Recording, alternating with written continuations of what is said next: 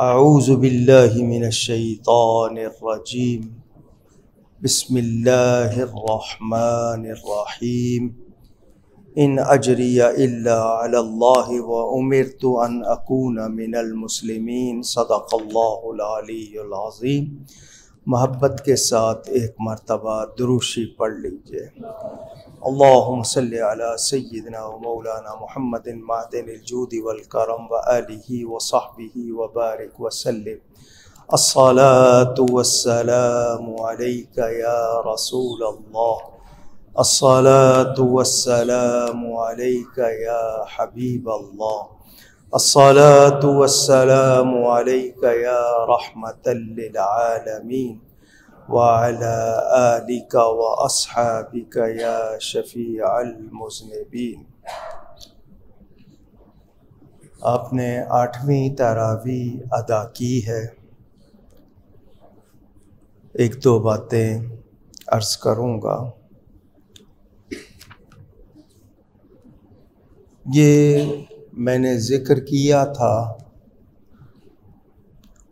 کہ چوتھا رکوع 4 آیتیں، شریعت کے اماموں کا بھی بیان، طریقت کے اماموں کا بھی بیان۔ اور کسی نے مجھ سے پوچھا کہ آپ نے یہ نہیں بتایا کہ وہ چوتھا رکوع کون سے پارے میں ہے، تو وہ 11ویں پارے کا چوتھا رکوع ہے۔ شروع ہوتا ہے یا ایھا الذین آمنوا اتقوا اللہ وکونوا مع الصادقین۔ اس آیت سے شروع ہوتا ہے۔ یہ اولیاء کا بیان ہو گیا، سچوں کے ساتھ ہونے کا۔ اور اس کی آخری آیت وما کان المؤمنون لینفروا کافۃ فلولا نفر من کل فرقۃ منہم طائفۃ لیتفقہوا فی الدین۔ دین میں سمجھ حاصل کرنا، تو وہ چونکہ سوال کیا تھا، میں نے اس کا بھی بتا دیا آپ کو کہ 11ویں پارے کا چوتھا رکوع۔ جو باتیں آج عرض کرنی ہیں، پہلی بات جو آپ کو ہر سال سناتا ہوں، اس سال بھی سناؤں گا،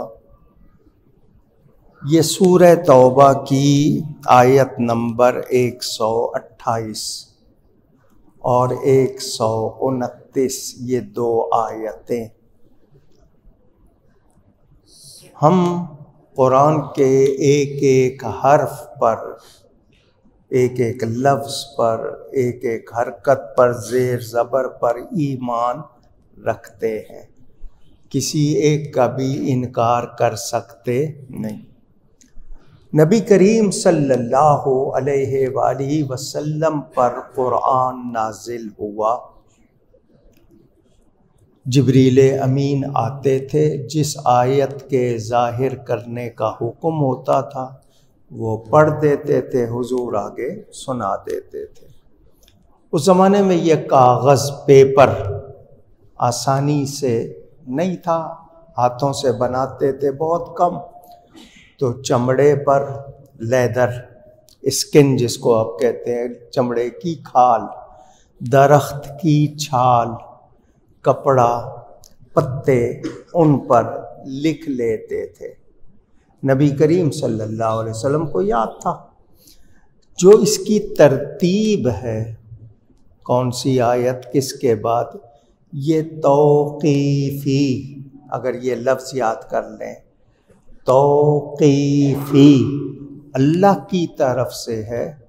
یہ جو الزام لگاتے ہیں کہ کسی اور نے لگائی، ایسی بات نہیں۔ حضور خود بتا دیتے تھے کہ یہ آیت فلاں آیت کے بعد، یہ آیت فلاں آیت کے بعد۔ تو یہ اللہ کی طرف سے اس کی ترتیب ہے، ٹھیک ہے۔ نزول کی ترتیب اور ہے، قرآن جو ہم پڑھتے ہیں اس کی ترتیب جو ہمارے پاس ہے، یہ اللہ کی طرف سے آئی ہوئی ہے۔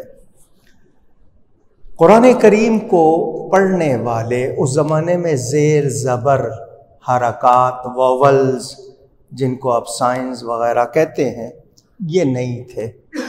عربی ان کو آتی تھی، وہ پڑھتے تھے۔ کچھ لوگ اپنے طور پر پڑھنے لگے، تو ایک قراءت پر، جس پر یہ ہم جمع ہیں، یہ بعد میں ہمیں جمع کیا گیا تاکہ کوئی الگ الگ زیر زبر نہ پڑھے۔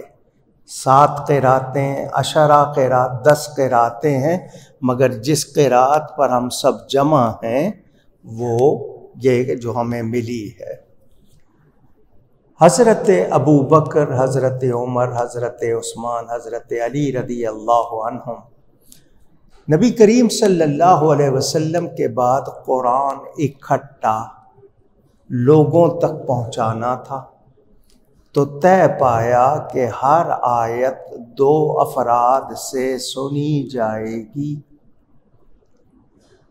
اس کے مطابق جو اس وقت طریقہ تھا انہوں نے یہ ترتیب دی۔ واقعہ بڑا مشہور ہے، میرے پیارے نبی پاک صلی اللہ علیہ وآلہ وسلم، بخاری اور دیگر کتابوں میں موجود، ایک شخص سے حضور نے گھوڑا خریدا۔ جس وقت خرید و فروخت سودا ہوا وہ شخص تھا اور نبی پاک صلی اللہ علیہ وسلم تھے، کوئی تیسرا آدمی نہیں تھا۔ سودا ہو گیا، طے پایا کہ بعد میں آنا، گھوڑا دے جانا، پیسے لے جانا۔ پیسے کا ہی لفظ کہتے ہیں آج کل ہم، یعنی جو اس کی اس وقت کرنسی تھی، درہم وغیرہ، وہ لے جانا۔ جب وہ دوبارہ آیا تو اس وقت حضور صلی اللہ علیہ وسلم کے گرد صحابہ تھے۔ حضور صلی اللہ علیہ وآلہ وسلم نے اسے فرمایا پیسے لے لو، گھوڑا دے دو۔ اس نے اس وقت کیا کہا؟ کون سا سودا؟ کیسا سودا؟ صحابہ کو غصہ آنے لگا۔ کیا مطلب؟ حضور فرما رہے ہیں اور یہ آگے سے کہہ رہا ہے کیسی بات؟ کیا مطلب؟ یہ کہنا چاہ رہا ہے کہ نبی جو کہہ رہے ہیں وہ صحیح نہیں ہے۔ تو صحابہ کو کیا آ گیا؟ غصہ۔ نبی کی طرف کوئی بھی غیر معمولی بات یعنی ہلکی بات یا نامناسب بات کرے تو مسلمان کو کیا آتا ہے؟ غصہ۔ یہ نبی کی عزت کے لیے۔ اس نے کہا جی کیسا سودا؟ فرمایا تیرا میرا سودا ہوا تھا، تو نے گھوڑا بیچا تھا، میں نے خریدا تھا، اور طے ہوا تھا کہ تو بعد میں آئے گا، گھوڑا دے جائے گا اور اس کی قیمت لے جائے گا۔ اس نے کہا آپ جو شریعت لے کر آئے ہیں اس میں بھی یہ قانون ہے کہ ہر بات کا کوئی نہ کوئی گواہ ہوتا ہے۔ اگر میرا آپ کا سودا ہوا ہے تو گواہ پیش کریں۔ صحابہ اس وقت بڑے غصے میں تھے کہ یہ نبی کی طرف جھوٹ کی نسبت کرنا چاہ رہا ہے۔ اس نے کہا دیکھو میری ان کی بات ہو رہی ہے، تم لوگ بیچ میں نہ بولو۔ حضور نے فرمایا تو گھوڑا نہیں دینا چاہتا تو انکار کر دے، یہ نہ کہہ کہ سودا نہیں ہوا، سودا تو ہوا تھا۔ اس نے کہا اگر ہوا تھا تو گواہ پیش کر دے۔ اب آج کل کا زمانہ تو ہے نہیں، ہم سچی بات کی گواہی نہیں دیتے، جھوٹی گواہیوں کے لیے تیار ہو جاتے ہیں۔ حالانکہ کسی کی دشمنی بھی آپ کو اس بات پر نہ اکسائے کہ آپ غلط گواہی دیں، بھلے دشمن ہے۔ گواہی جب بھی دینی ہے سچی دینی ہے، جب بھی دینی ہے، اور سچی گواہی کو چھپانا نہیں۔ ولا تکتموا الشہادہ، گواہی کو چھپانا نہیں چاہیے۔ یہ اور بات ہے کہ ہمارے ہاں کا عدالتی نظام ایسا ہو گیا، لوگ کہتے ہیں کون جھگڑے میں پڑے، کون پیشیاں بھگتے، تو یہ نظام کی خرابی ہے، لیکن دین نے جو حکم دیا ہے وہ اپنی جگہ بالکل صحیح ہے۔ اب کوئی گواہ تو تھا نہیں۔ حضور صلی اللہ علیہ وآلہ وسلم کے ایک صحابی جن کے نام حضرت خزیمہ رضی اللہ تعالیٰ عنہ، وہ آئے حضور کے پاس، کیا بات ہے؟ فرمایا اس شخص نے گھوڑا بیچا تھا، میں نے خریدا، طے ہوا تھا بعد میں آئے گا، گھوڑا دے جائے گا، قیمت لے جائے گا، اب یہ کہتا ہے کہ سودا ہوا ہے تو گواہ پیش کرے۔ حضرت خزیمہ نے اپنا رخ اس شخص کی طرف کیا اور کہا میں خزیمہ گواہی دیتا ہوں کہ میرے نبی نے گھوڑا خریدا، تو نے بیچا، میں گواہی دیتا ہوں۔ نبی پاک صلی اللہ علیہ وسلم مسکرائے۔ خزیمہ گواہ تو اس کو کہتے ہیں جس نے واقعہ اپنے سامنے ہوتے ہوئے دیکھا یا سنا ہو۔ تو نے تو دیکھا نہیں تھا، تو نے گواہی دی۔ تو حضرت خزیمہ نے جو جواب دیا وہ ہم ایمان والوں کے ایمان کو تازہ کرتا ہے، قوت دیتا ہے۔ حضرت خزیمہ نے کہا یا رسول اللہ صلی اللہ علیہ وسلم، میں نے خدا کو بھی نہیں دیکھا، میں نے خدا کو بھی نہیں دیکھا، آپ سے سن کر گواہی دیتا ہوں۔ تو جب میں بن دیکھے خدا کی گواہی آپ سے سن کر دے سکتا ہوں تو بن دیکھے سودے کی گواہی آپ سے سن کر کیوں نہ دوں؟ آپ نے کہا خدا ہے، میں گواہی دیتا ہوں، حالانکہ میں نے دیکھا نہیں، اور آپ کہہ رہے ہیں کہ سودا ہوا ہے، تو میں کیوں گواہی نہ دوں آپ سے سن کر؟ نبی پاک صلی اللہ علیہ وسلم نے اس پر ان کو انعام دیا۔ یہ نبی کا اختیار۔ فرمایا میرے صحابیوں، قانون یہ ہے کہ معاملے کے گواہ کتنے ہوتے ہیں؟ 2، مگر جس معاملے کا گواہ یہ خزیمہ ہو، اس ایک کی گواہی کو 2 کے برابر سمجھنا۔ حضور نے ان کو ذو الشہادتین، 2 گواہیوں والا بنا دیا۔ اختیار ہے یا نہیں ہے؟ نبی کا اختیار بھی معلوم ہوا۔ جب قرآن کو لکھنے کی باری آئی تو یہ طے ہوا تھا ہر آیت 2 افراد سے سنیں گے۔ یہ جو آیت ہے لَقَدْ جَاءَكُمْ رَسُولٌ مِّنْ أَنفُسِكُمْ عَزِيزٌ عَلَيْهِ مَا عَنِتُّمْ حَرِيصٌ عَلَيْكُمْ بِالْمُؤْمِنِينَ رَءُوفٌ الرحیم، یہ جو میں نے ابھی آپ کو بتایا، یہ حضرت خزیمہ سنا رہے تھے۔ وہاں قانون تھا کہ 2 سے سننی ہے، صرف حضرت خزیمہ سنا رہے تھے۔ تو حضرت خزیمہ نے کہا بھول گئے ہو؟ حضور نے فرمایا تھا جس کی یہ گواہی دے، اس ایک کی گواہی کو 2 کے برابر سمجھنا۔ اندازہ کریں تو یہ قرآن کے، اگر کوئی شک کرے گا تو قرآن کے بارے میں کیا کہے گا؟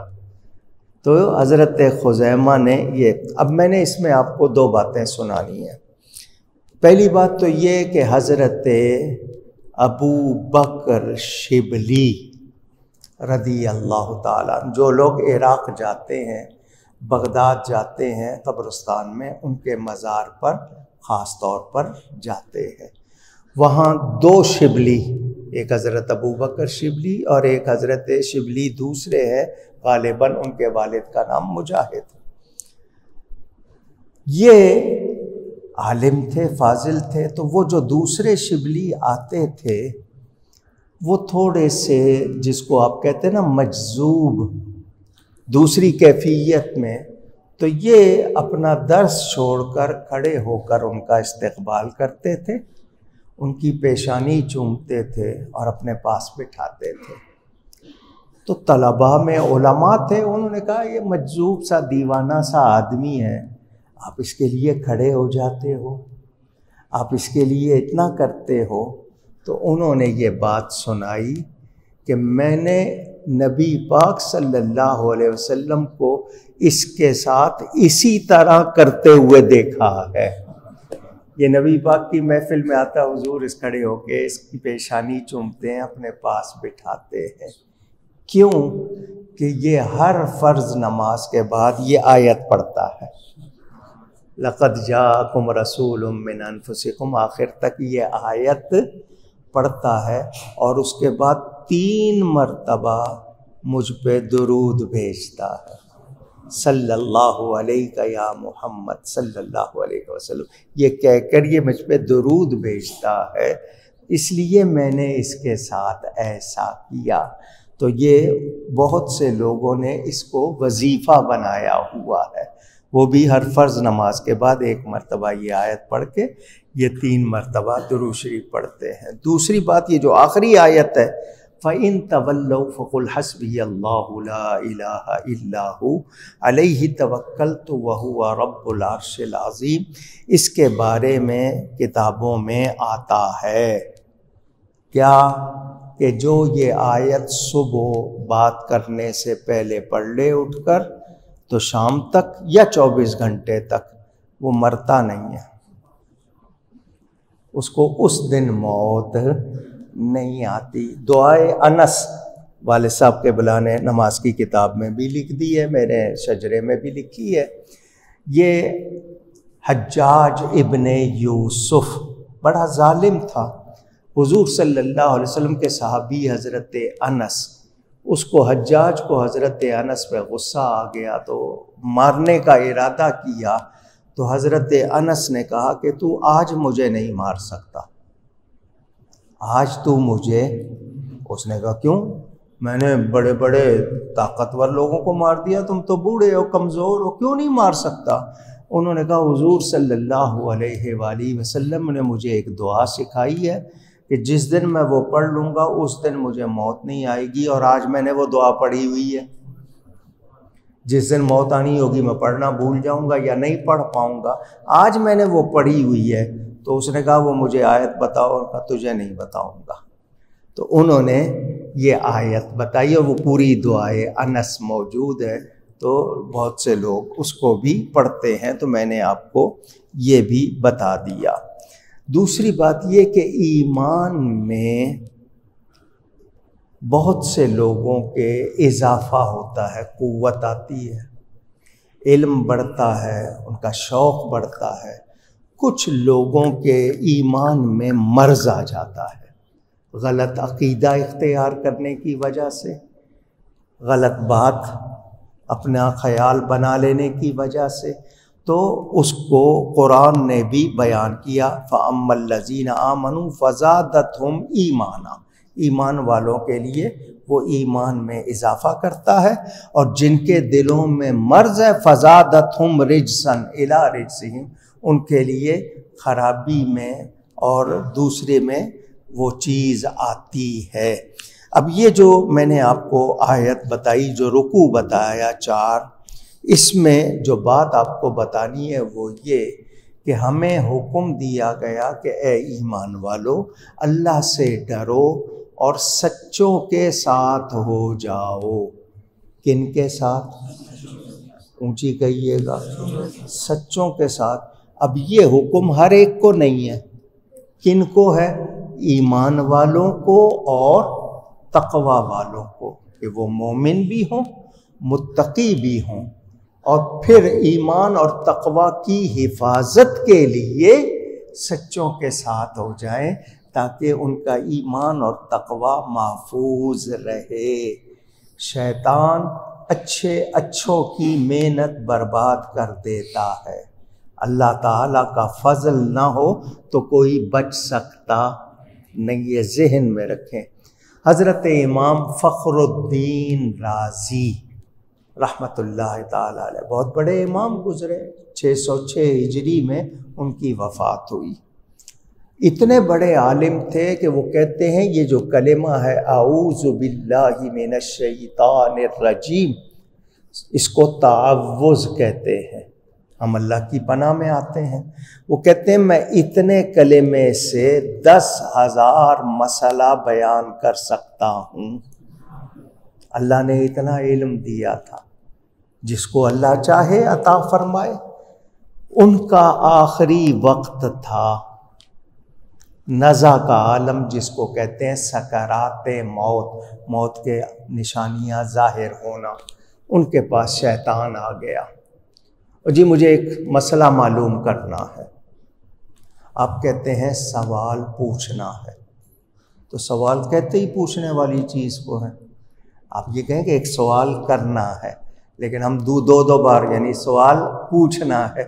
ان کا میں نے ایک مسئلہ معلوم کرنا ہے، تو آپ نے فرمایا میں تکلیف میں ہوں، کسی اور سے پوچھ لو۔ وہ آگے سے شیطان تھا، پلاننگ کے ساتھ آیا تھا، منصوبہ بنا کے آیا تھا، بڑا چالاک۔ اس نے کہا جی آپ جیسا عالم کوئی نہیں ہے، کوئی جواب ہی نہیں دے سکتا میرے مسئلے کا۔ فرمایا جلدی پوچھ۔ اس نے کہا آپ کے پاس خدا کے ایک ہونے کی کیا دلیل ہے؟ اللہ ایک ہے، اس کی کیا دلیل ہے؟ امام صاحب نے فوراً دلیل بیان کی، وہ شیطان اس نے وہ دلیل توڑ دی آگے سے بیان کر کے کہ اگر ایسا ہے تو ایسا کیوں۔ 360 دلیلیں، کتنی؟ امام صاحب نے اس حالت میں اس کو سامنے سنائی، اس نے ساری توڑ دی۔ اس سے پتہ چلا اپنے علم پہ ناز نہیں کرنا چاہیے۔ جو شیطانی وسوسے، دوسری باتیں، اسی لیے کہا جاتا ہے کہ غیروں کی مجلس میں نہ بیٹھو، غیروں کو نہ سنو، وہ تمہیں شک میں ڈال دیں گے، تمہارے ایمان کو خراب کر دیں گے۔ حضرت نے جب دیکھا کہ یہ تو ساری دلیلیں توڑ رہا ہے، پتہ نہیں کون ہے یہ، آپ نے اپنے مرشد کو یاد کیا، پیر صاحب کو مرشد کیا کہا میں نے؟ آپ میں سے اکثر لوگ مرشد کہہ دیتے ہیں، کچھ لوگ نعرہ لگاتے ہیں جیوے جیوے مرشد جیوے، حالانکہ کہنا کیا چاہیے؟ مرشد۔ مرشد راہ دکھانے والا، مرشد راہ دیکھنے والا، جس کو دکھائی جائے، زیر زبر سے فرق ہو جاتا ہے۔ اللہ منور ہے، نور دینے والا، ہم منور ہیں، نور پانے والے، تو زیر زبر سے معنی بدل جاتا ہے۔ تو اپنے پیر صاحب کو یاد کیا، ان کے پیر صاحب سینکڑوں میل دور وضو کر رہے تھے، لوٹے سے پانی لے کر وضو کر رہے تھے، ان کے ہاتھ میں جو پانی تھا نا وہ انہوں نے یوں پھینکا تو پردے ہٹ گئے، امام راضی کو مرشد سامنے نظر آ گئے۔ یہ اللہ والے اللہ کی عطا سے، خود سے نہیں، اللہ کی عطا سے کمال والے ہوتے ہیں، اللہ ان کو کمال عطا فرماتا ہے۔ حضرت نے فرمایا یہ شیطان ہے، تیرا ایمان چھیننے آیا ہے، اس کی کوشش ہے کہ تو دنیا سے ایمان کے ساتھ نہ جائے، اس کو کہہ دے میں اللہ کو بغیر دلیل کے ایک مانتا ہوں۔ تو مرشد نے بچایا یا نہیں بچایا؟ اللہ فرماتا وَكُونُوا مَعَ الصَّادِقِينَ، سچوں کے ساتھ ہو جاؤ، کیونکہ شیطان نے خود کہا تھا یا اللہ جو تیرے سچے مخلص بندے ہیں ان پر میرا زور نہیں چلے گا، تو جب ہم ان کے ساتھ ہو جائیں گے تو ان کی برکت سے ہم بھی شیطان کے شر سے بچ جائیں گے۔ اور یہ آخری وقت سب سے زیادہ خطرناک ہوتا ہے، ایمان بچانا یہ سب سے ضروری، اور شیطان کی کوشش ہوتی ہے کہ وہ آپ کے ایمان کو برباد کر دے۔ کبھی کسی کی وفات ہو رہی ہو تو اس کو کبھی نہیں کہیں کہ کلمہ پڑھو، آپ کو لگ رہا ہے کہ تکلیف میں ہے تو لوگ کہتے ہیں کلمہ پڑھو، نہ، آپ اونچی آواز سے کلمہ پڑھنا شروع کر دیں تاکہ وہ سن کے پڑھ لے۔ اگر وہ اس وقت تکلیف میں انکار کر گیا تو ایمان چلا جائے گا۔ تو ہم لوگوں کو ایمان کی حفاظت کے لیے سچوں کا ساتھ اختیار کرنا ہے۔ اللہ ہمیں توفیق عطا فرمائے۔ ٹائم نہیں ہے، مجھے جانا ہوتا ہے، ورنہ میں آپ کو مزید سناتا۔ گفتگو میں کوئی غلطی ہوئی ہو اللہ تعالیٰ اس کے رسول صلی اللہ علیہ وسلم کی بارگاہ میں توبہ کرتا ہوں۔